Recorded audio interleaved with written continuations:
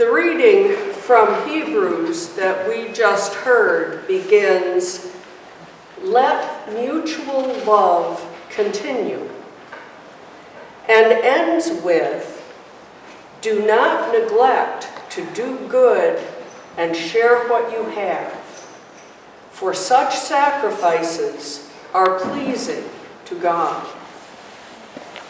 The message is strong. Our example is Jesus, who lived his life in love, humility, and action, and who had a huge impact on all those he encountered. Maya Angelou said, and I love this quote, "People will forget what you said. People will forget what you did. But people will never forget how you made them feel." That's so powerful. People will forget what you said, people will forget what you did, but people will never forget how you made them feel. We may think we can follow all the rules and earn our way into heaven by good behavior, but if we do that at the expense of others, we miss the point. It's all about love and humility. Do you remember the parable about the Pharisee and the tax collector praying in the temple? The Pharisee thought he was really hot stuff because he had done everything right. He had followed all the rules, and he bragged to God about how wonderful he was. The tax collector simply prayed for God's mercy. He knew he hadn't been perfect, and he asked for forgiveness. And Jesus asked at the end of that example, who has been the better person? The answer, the one who had in faith approached God with humility, asking for God's understanding and compassion, was the better person.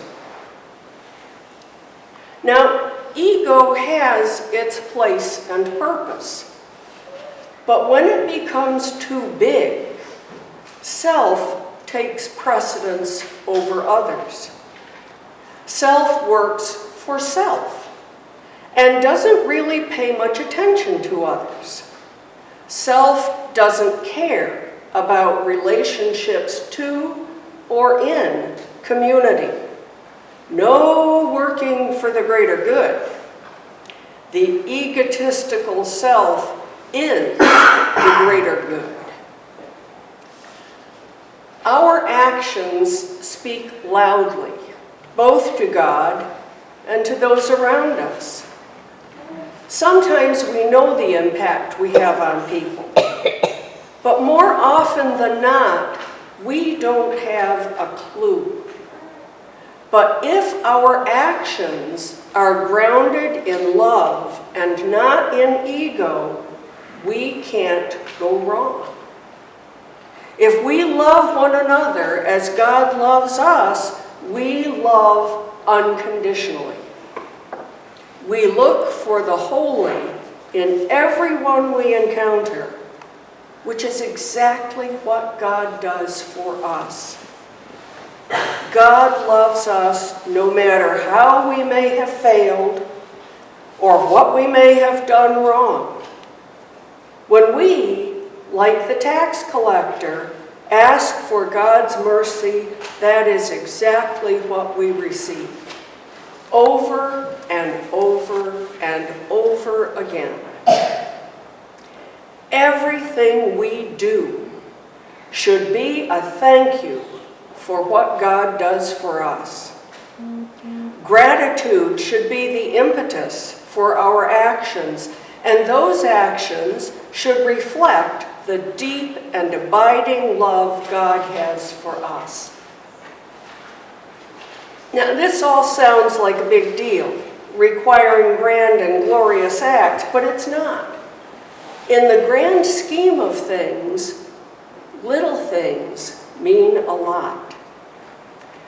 Recall a time in your life when a hug or a smile or a pat on the back or a note or a phone call or some other gesture done out of love made you feel better. We never forget how people make us feel, for good or ill. And it is far better to err on the side of good. Sometimes the smallest gestures have the greatest effect. When we share self with those around us, we create relationships and community. Ego is self turned inward. Relationships are self turned outward. And turning self outward involves us with everyone around us. The outward self sees needs and responds to them with love and acceptance. The outward self shares with others. The outward self listens and hears. And yes, there is a difference between the two. With gratitude, the outward self listens to the great commandment and strives to live it out as best it can. Self doesn't have to do it all. We've heard this before. Just its particular part. What it is equipped and empowered to do, to thank God for God's unconditional love and acceptance, God's constant mercy and grace.